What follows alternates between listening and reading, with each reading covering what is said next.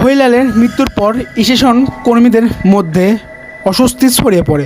প্রতি বছর ঠিক সেই বর্ষার রাতে, সেই দিনে স্থানীয়রা শুনতে পান কান্নার মতো শব্দ, আস্তে ক্ষীণ কিন্তু গা শিউরে দেওয়া এক ধরনের আজহারি।